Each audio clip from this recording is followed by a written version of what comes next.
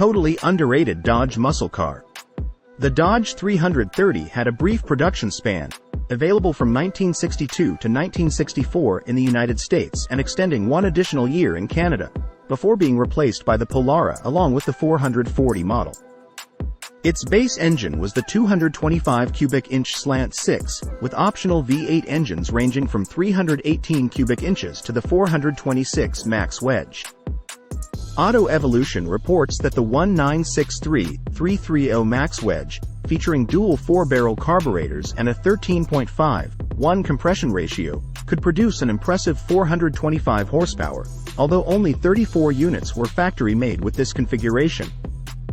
Even the less powerful 330 models were well equipped, featuring a push-button Torqueflite 727 3-speed automatic transmission, a cigarette lighter, and rear seat armrest. Station wagon versions could accommodate 9 passengers and included a power window in the tailgate.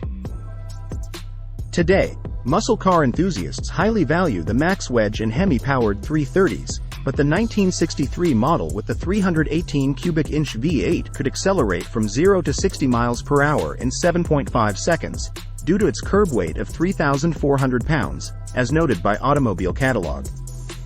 This acceleration time matched that of the first ever Ford Mustang, which debuted the following year as a 1965 model, often referred to as a 1964.5 due to its late year release. Thank you for watching CarSwagger.